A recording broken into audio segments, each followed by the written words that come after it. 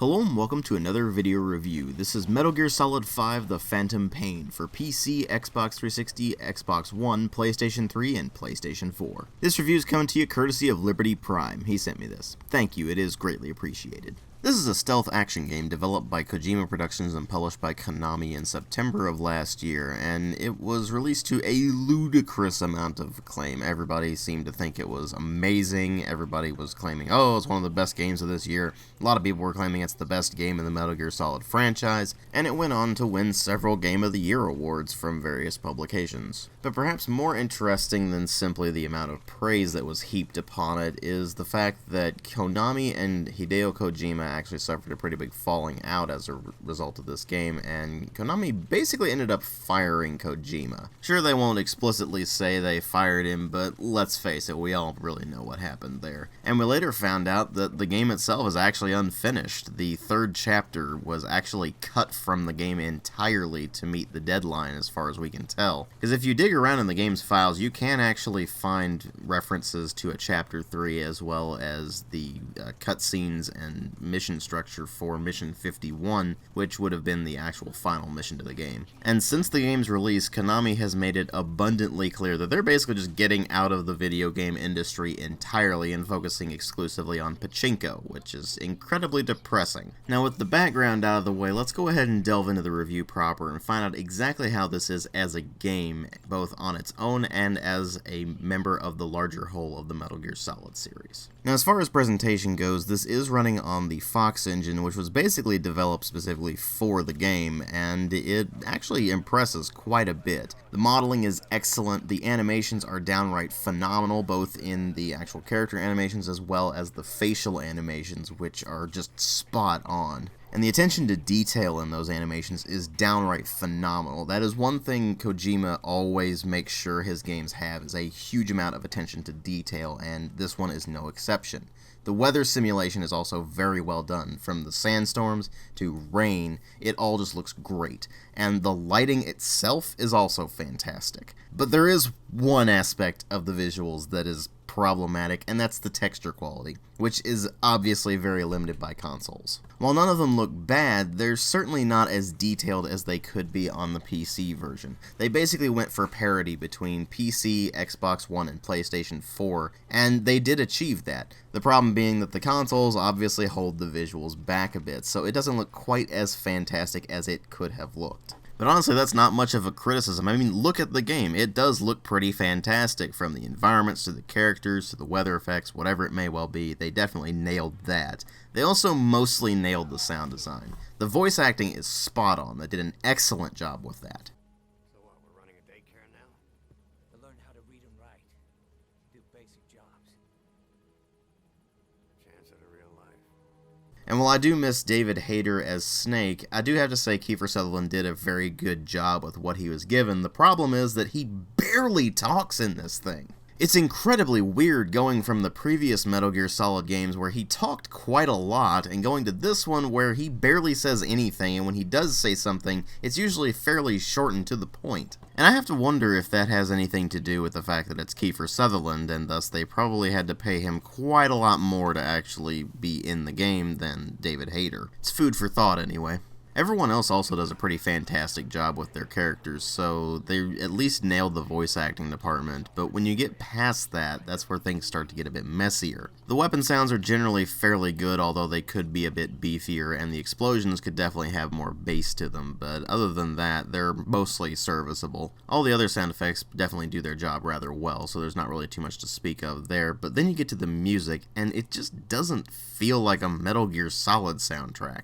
There's an awful lot of electronic music in there, and while it's not bad music, it just doesn't feel right for Metal Gear Solid, and more importantly, it sounds pretty generic. The only tracks that really stand out are Sins of the Father, which is the overblown one that everybody knows, and Quiet's theme, which is a bit more muted. But other than that, you're dealing with a pretty generic original soundtrack with a bunch of licensed tracks thrown in, which are definitely good, although some of them are a bit anachronistic. They went for an 80s soundtrack, and they definitely nailed it. It's just that some of the tracks in there were actually released after the time when the game is set. You could attempt to justify it by saying that the game takes place over several years, but it doesn't explicitly say that in the game, so it's actually a pretty nebulous excuse. So while the visuals are pretty fantastic other than the textures, the sound design is a bit more of a mixed bag. It's certainly not enough to actually become a huge problem, though. But of course what really matter in this game are the story and the gameplay, and the story in this is that you play as Big Boss, also known as Punished Venom Snake in this. And the game takes place about 9 years after the events of Metal Gear Solid 5 Ground Zeroes, where you witness the destruction of MSF, and now you wake up in a hospital after a 9-year coma, and following a wildly over-the-top intro sequence where you have to escape from the hospital with the help of the patient next to you who says, "Call me Ishmael," Snake decides that with the help of Ocelot he can go and retrieve Kazuhiro Miller, and they can start back up a MSF, or in this case, they start up a new PFC called Diamond Dogs. And they do it for one reason and one reason only: to defeat Skullface and the XOF and take revenge for what he did to them, which is destroy MSF. And therein lies one of the biggest problems with the game's plot. It is centered entirely around revenge. And revenge is really not a very good motivation when you personally don't have any stakes in it. In fact, really the only character who is driven by this is Kaz. He is absolutely obsessed with taking revenge on Cypher, Skullface, and the XOF. Snake is mostly just kind of going along for the ride here. He's really just doing the dirty work that Kaz can't do because now Kaz is missing a couple of limbs, so he can't do field work anymore. And even though Snake lost his forearm, he's still capable of doing field work because he can just have a biomechanical prosthetic for his arm, which is kind of a ridiculous thing that they just made up, but whatever. And so while he's doing all the dirty work, Kaz is back at base making sure everything is running smoothly and making sure they can get as much intel as possible, and Ocelot's helping him out with that. But the problem isn't so much the subject matter or the fact that Snake is more implicit than explicit with regards to the actual revenge story. It's really more the fact that not only is this game incredibly poorly paced, but it's incredibly scatterbrained.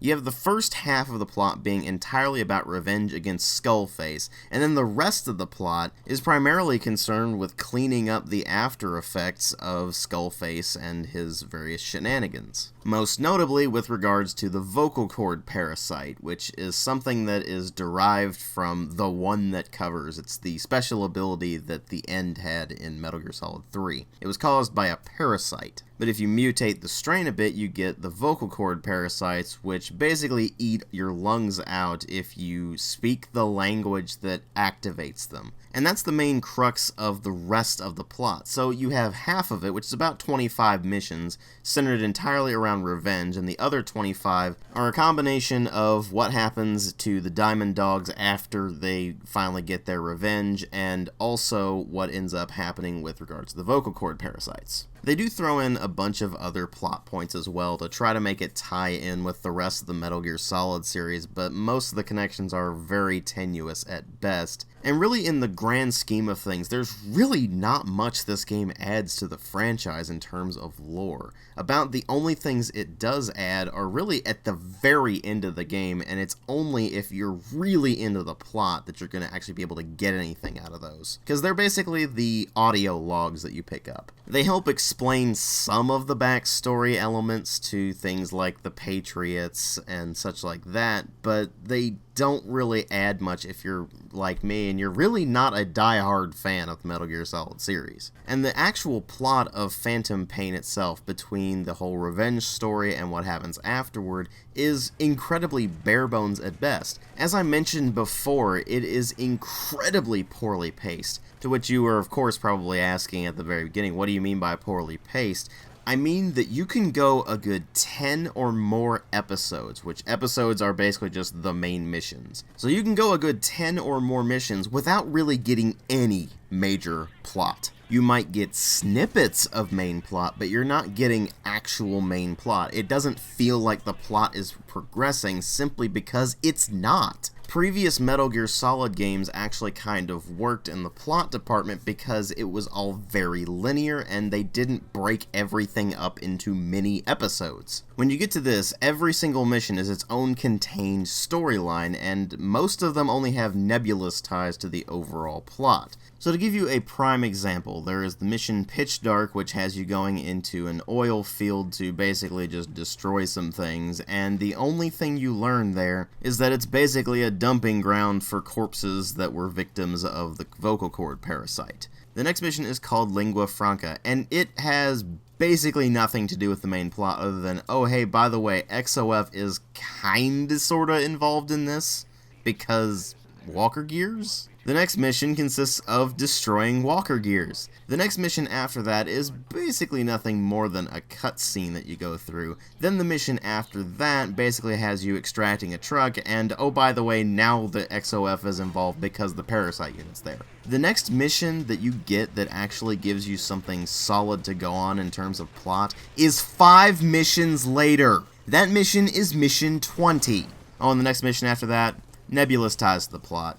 It is actually kind of insulting just how spread out the plot is in this thing, and it's spread out for no particularly good reason. It reminds me a lot of Red Dead Redemption in that regard, where when you get to the bit in Mexico with that, it basically just strings you along for a good several hours before it's finally like, oh, by the way, you can't really do anything here. We actually have other things going on in this other place. Go there, and then the plot will keep going, instead of just stringing you along here. That's basically how Metal Gear Solid 5 handles its plot, only it's way worse because at least Red Dead Redemption gave you some very slight table scraps of plot.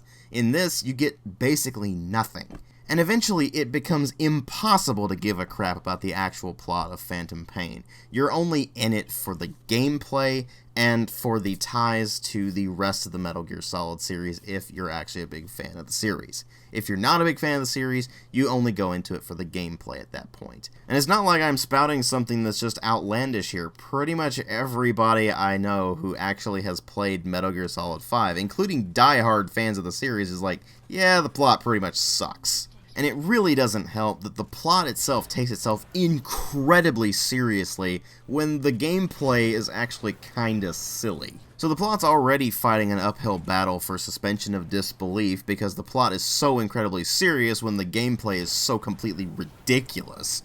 And then they throw in the fact that it's basically nothing but filler. And it's not even good filler. And on top of that, it's incredibly difficult to actually relate to any of the characters. In the previous Metal Gear Solid games, the characters actually had some degree of personality. When you get to this, Snake just kind of sits there and occasionally says something kind of depressing. Kaz constantly gets angry at things. Skullface just kind of sits in the background most of the game and never really makes his presence known except in a handful of cutscenes, and even then he barely does anything. The Man on Fire is kind of the same way, except you see his character reveal coming from a mile away. If you don't know who it is from the very beginning of the game, in fact, if you don't see the Phantom plot point coming from the very beginning of the game, you are completely oblivious. But the point is that there's basically only 2 characters in the game that are actually legitimately interesting. The first of them is Ocelot, because he actually has personality. He makes jokes. He is incredibly capable. He's helpful. He has actually got some really good dialogue in there, and he does important things. And then there's Quiet, who is just interesting because she never says anything, and you're just kind of like, what's she thinking right now? But then her character is practically ruined by just how ridiculous she is. She breathes through her skin. I'm not making that up. That is the actual excuse they use for having her run around in nothing but a bikini all the time. It's an incredibly laughable excuse for what is really confirmed by Kojima himself to just be a character that he wanted to be sexy. I'm not making that up. Kojima himself actually wanted the character's primary thing to be that she is sexy. It's kind of funny how once you get past the whole sniper deprived of words thing, all he really wanted out of her was that she's sexy. And don't try to weasel your way out of this one by making up excuses for her. She's constantly making very, very suggestive movements and very suggestive actions. doing everything possible to bring attention to the fact that she's wearing a bikini all the time. That's ultimately the problem with the character. It's not that she's not a compelling character. If you look at the pure writing aspect, she is a tragic character. She should be really interesting.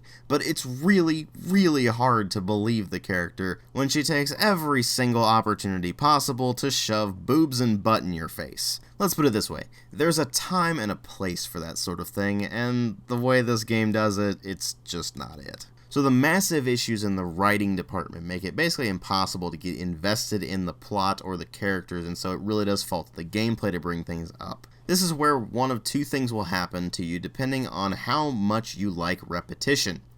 If you hate repetition, you will despise this game.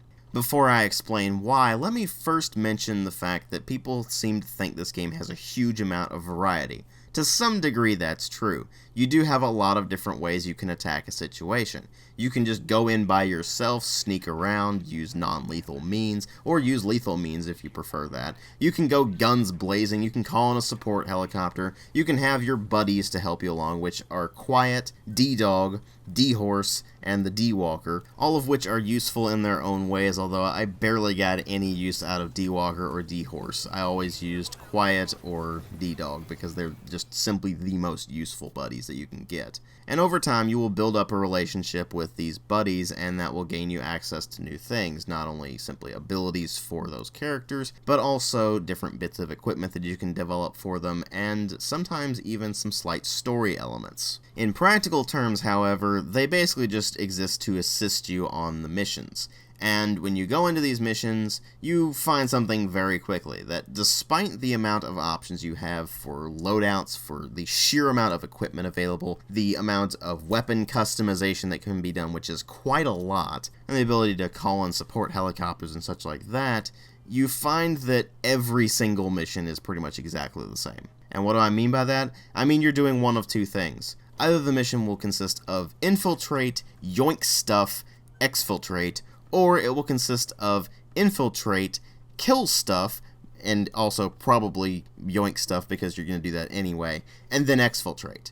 The only real exception to that is the mine clearing side ops that you get, where you basically just run into a minefield and shoot the mines. It's actually kind of amazing just how mind-bogglingly repetitive this game is, and it shines some very harsh illumination on the fact that the open world in this game is pointless. In practical terms, the rather large open areas of Afghanistan and Africa that you visit in the game are little more than sandboxes for the game to just throw a bunch of crap into. If you just decide to wander around and not actually go on a mission, what you can find is various plants that you can pick up and use to craft things, and you can occasionally find diamonds, and there are NPCs that are randomly generated all over the place. And those are split between animals, which you can tranquilize and then extract in order to get some bonuses, or they are outright just enemies, and you can either kill them or knock them out and extract them and things like that. The open world itself just ends up being completely lifeless and shallow.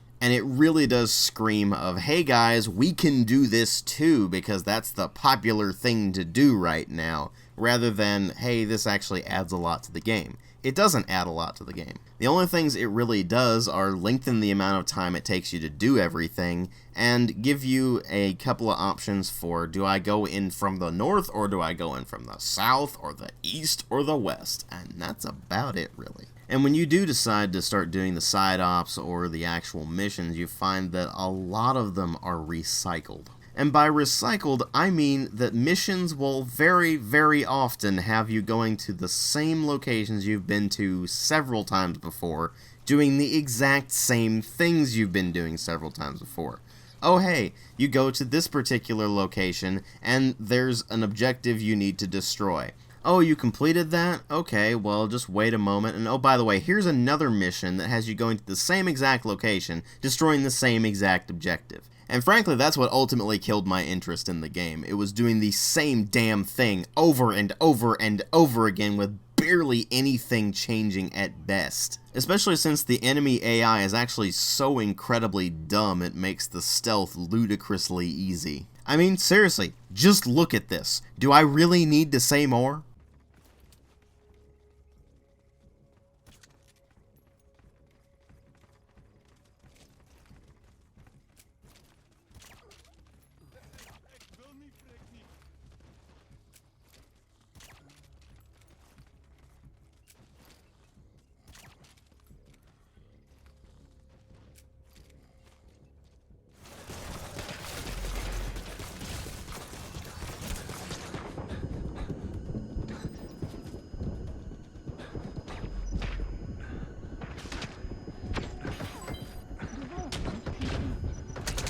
While those are only a couple of examples, this sort of thing pops up every single time you boot this game up. The AI is quite simply awful, and what ends up happening is that you find the stealth to be ludicrously easy to deal with because you basically just get suppressed weapons and sneak up behind them, hit them with the headshot, and they instantly go down no matter what you're using. Unless, of course, they're wearing a helmet, in which case it'll take 2 headshots to bring them down. One to knock the helmet off, one to actually knock them out or to outright kill them. And if you feel like challenging yourself instead of shooting them, which is ludicrously easy, what you should probably try to do is sneak up on them and grab them or to hold them at gunpoint, because then you can actually interrogate them to tell you where things are in the nearby vicinity, or to get them to tell you where the other enemies are and thus make it even easier on you. You see, you can use your binoculars to actually mark targets, and they will appear on your screen basically indefinitely at that point. And you actually can see their icon moving all over the place. You don't actually need to be observing them to know exactly where they're going, which again makes the game a lot easier. So right from the get-go, pretty much the only things that actually pose a threat to you are helicopters, which just require heavy weapons to bring down, and bosses, which generally have a fairly specific way of taking them down. For example, the Skulls unit is extremely resistant to damage unless you have really heavy weaponry.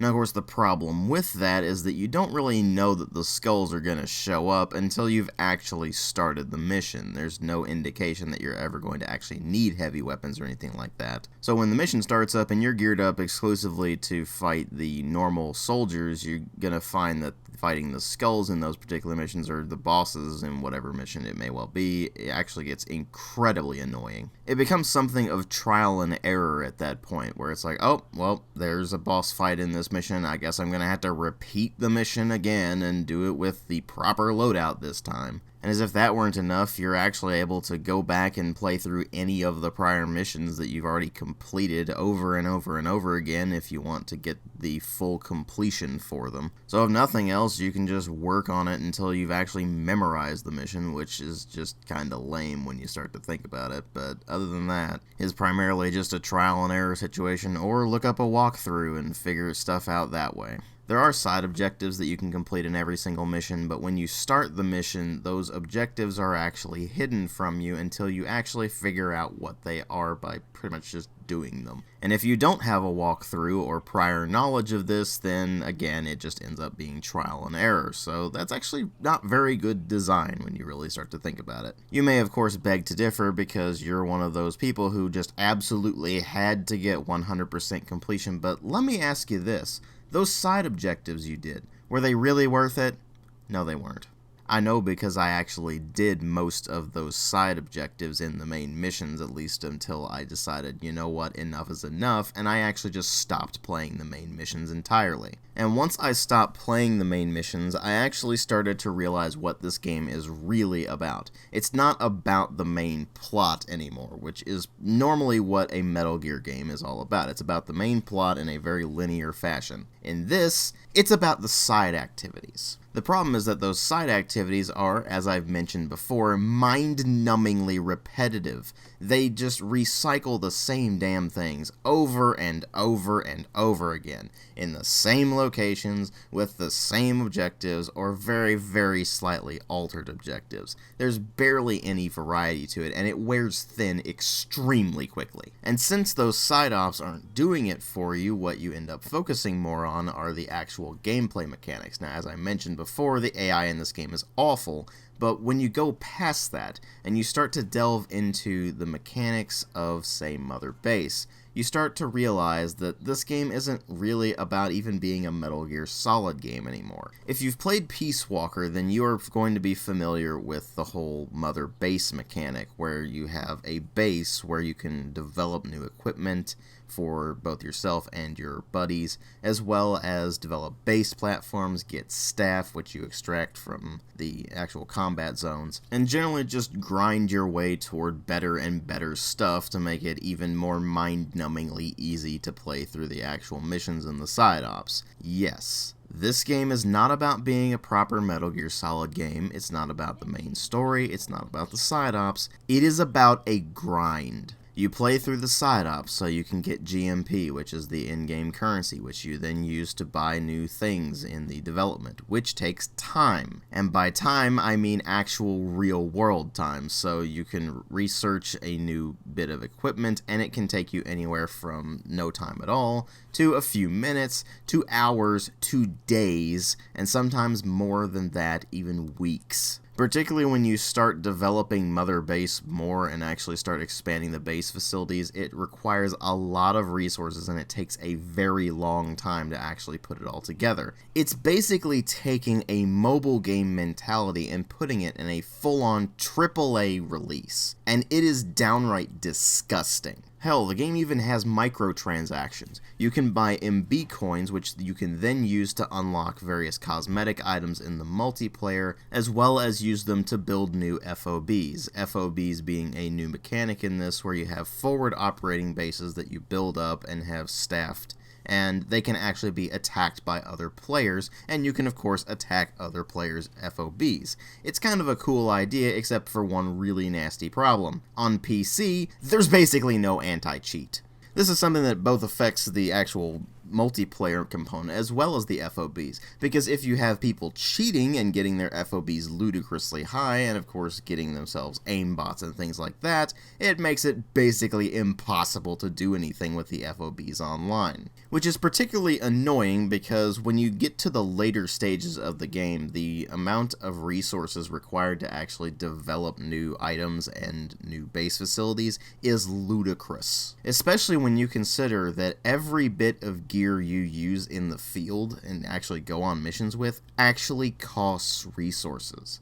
Now early on, mostly it just costs GMP, so the basic currency, which you can get by sending off combat teams on these various deployments that are basically the same as they were in Peace Walker. And while you do have a chance of actually losing some of your staff when you actually send them out on those combat missions, they do bring back rewards eventually, and so you do get more resources, more money, as well as different items that might be in the particular mission. But eventually you just get to the point where you actually have to send out your combat teams on these deployments, because if you don't, then you're not actually going to be able to have resources to deploy yourself. Unless, of course, you stick to all the really low-level gear, which you do just fine with because the game's so easy. But where's the fun in that? So you're scrounging up any way you possibly can to get more currency as well as more resources. And while you can find resources in the field, that's only a very limited amount of resources. So the vast majority of what you're going to get is going to come from the combat deployments and your Mother Base processing and your FOBs. And therein lies the problem with the cheating. If they screw over your FOBs, then you're going to be very irritated. It's just kind of a vicious cycle where the missions themselves end up becoming incredibly boring incredibly quickly, and you're just like, but I kind of want new stuff, so I kind of have to do these missions, and I have to keep deploying my guys constantly, and I have to keep building up the base constantly, and I have to worry about my FOBs. It's just a mess. And for some baffling reason, a lot of people really like that mess, and I think a huge amount of that comes from the amount of dicking around you can actually do in this game. Sure, you have your basic combat and stealth mechanics that I've already gone over, but you have all kinds of really odd, goofy things that you can do, like the rocket punch, or you can have wormhole Fultons, where you actually extract them by wormhole instead of an actual balloon, which the balloons are actually funnier, believe it or not. But anyway, there's all kinds of collectibles you can find. You can go around collecting cassette tapes so you can get the 80s soundtrack stuff. You can run around Mother Base and not really do anything other than these target practice minigames and run around smacking around your staff, because apparently they like that, which is kind of amusing. And extracting vehicles and the random animals scattered around the map is always somewhat amusing as well, but that all wears off pretty quickly when you really start to get down to it. It's the problem of the game having plenty of content in it, it's just that that content really isn't very good. Once you get past just how much stuff is in the game and how much dicking around you can do, you find that the actual meat of the game, the core stealth mechanics and the core storyline, the mission structure and everything like that, does not work. It ends up basically just being Peace Walker 2, and while that formula can kind of work on a handheld game, it just doesn't work as well on PC and console, because you're going to have a lot longer play sessions and you're going to find that it wears on you a lot more. And the incredibly poor mission variety coupled with the extremely lackluster mechanics ultimately ends up making the single player experience just incredibly boring. We don't play Metal Gear so we can grind our way to some badass assault rifle or some bit of equipment that we think is kind of cool. We play it for that unique blend of stealth-oriented gameplay with some silliness in there,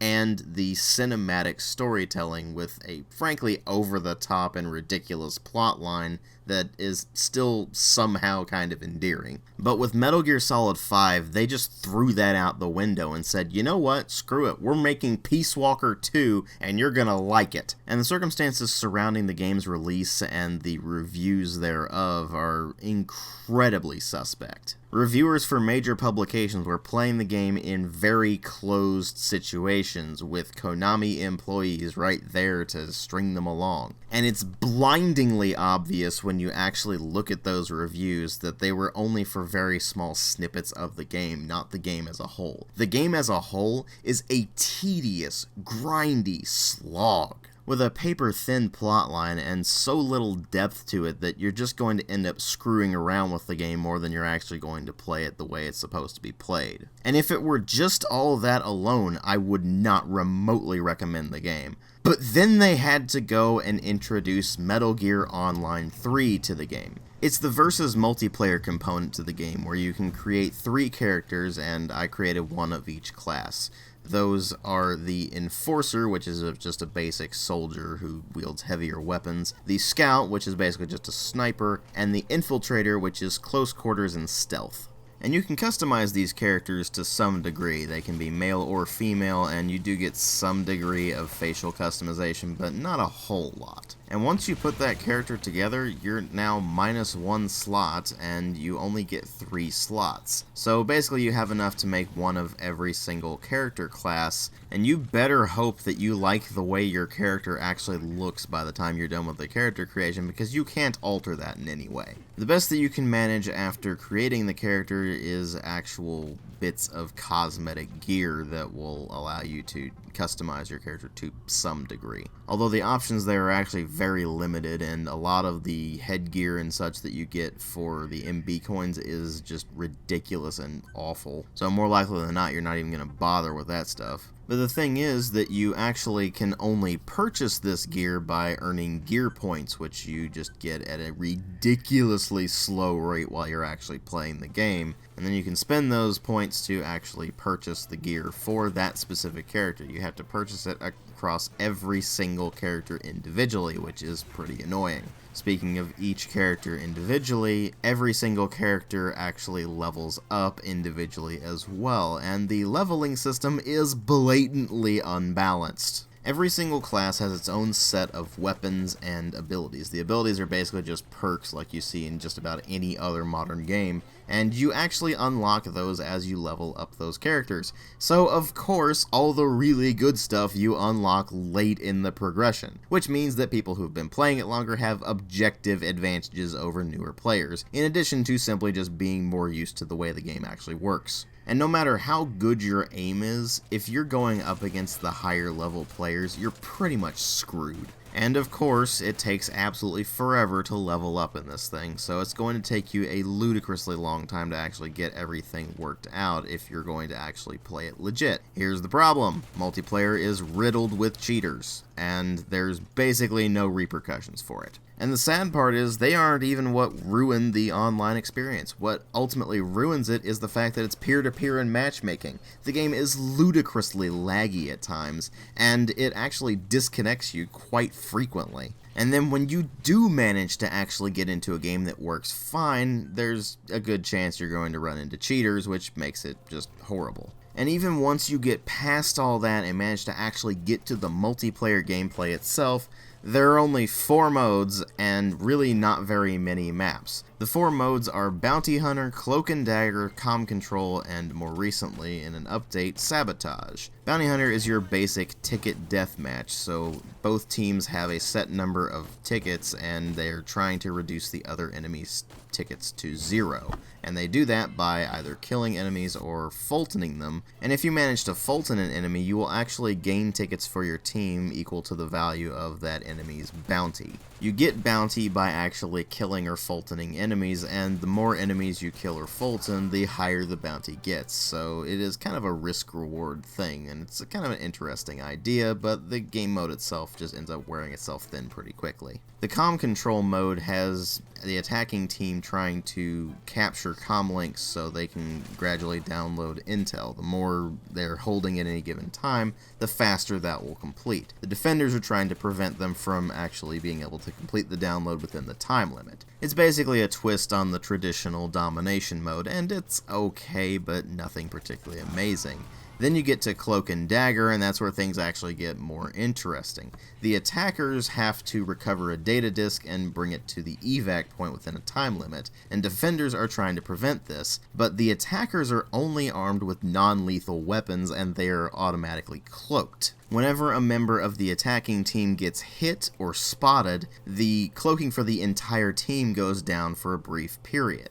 Meanwhile, the defending team does not get automatic cloaking, but they get all lethal weaponry. Which means that unless the enemy is pretty high level, because that's where all the halfway decent non-lethal weapons are, then they're going to find that they have a much easier time going up against the attacking team than the attacking team has going up against the defending team. So it's pretty horrifically unbalanced until you get to the late parts of the progression, but it's still a pretty interesting mode, and it does have its moments. The Sabotage mode was introduced in an update in March, and the idea there is that the attacking team has to destroy or Fulton the enemy's missile before the round's over, and they have to deactivate an electromagnetic barrier protecting it first. The defenders are obviously trying to prevent that. But good luck getting into anything that isn't Comm Control or Bounty Hunter, because there's so few people actually playing this thing online regularly. You might be able to get into a full server, I mean it is only 6v6, but at the same time, there's so few people playing it that you might actually not be able to get into a game except in the 2 biggest modes, which are of course Bounty Hunter and Comm Control. To a lesser degree, Cloak and Dagger.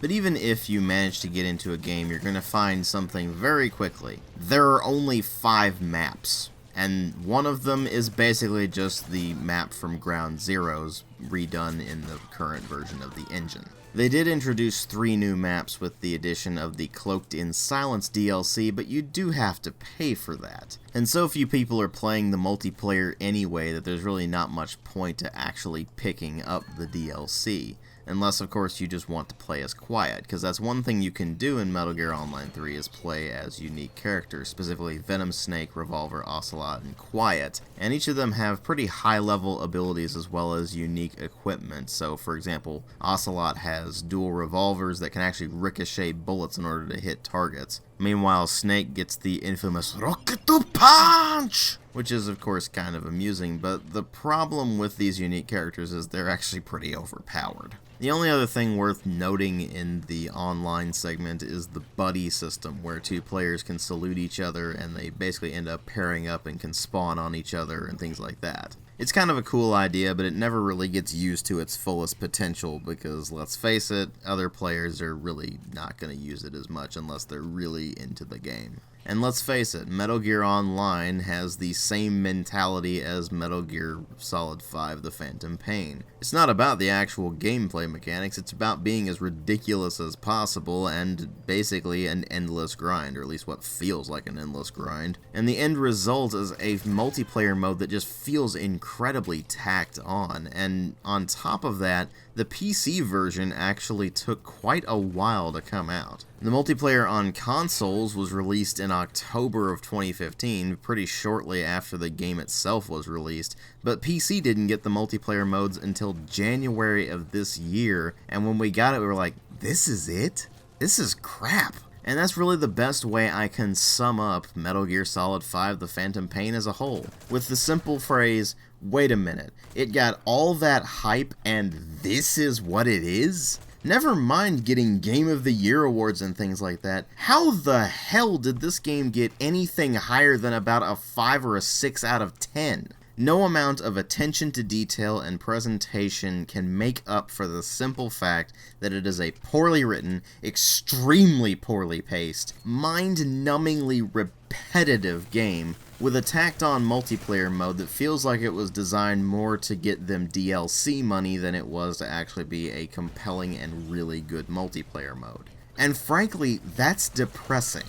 I went into this thing hoping I'd like it. I did like Metal Gear Solid 3 after all. I certainly didn't like Peace Walker, but I liked 3. And when I went into this, I actually went into it pretty optimistically and thought I was going to like it, only to find that the more I played it, the more I couldn't stand it. It's just Peace Walker 2, and if you played Peace Walker 2 and couldn't stand it, there's no way in hell you're going to be able to stand Phantom Pain. If you don't like repetition, you're gonna hate this game. If you do like mind-numbing amounts of repetition, you will absolutely love this game. It's really that simple. The only people I can outright, without hesitation, recommend it to are absolute die-hard Metal Gear fans, because they'll want to complete it anyway. But they're not the people who are going to be watching a review like this anyway. They're the people who picked it up on day one, played through it, and absolutely loved it. For the rest of us, I just cannot remotely recommend Metal Gear Solid 5 The Phantom Pain. Hell, I actually couldn't bring myself to finish the game. I had to look up the stuff that I missed online, and there wasn't much I missed, honestly. It's saying something when you can watch a few videos online and get more fulfillment out of Metal Gear Solid 5 than actually playing the damn game. It just goes to show you that having a particular developer's name associated with a project and having tons of stuff in the game does not automatically make it good. I give it a 1.5 out of 5.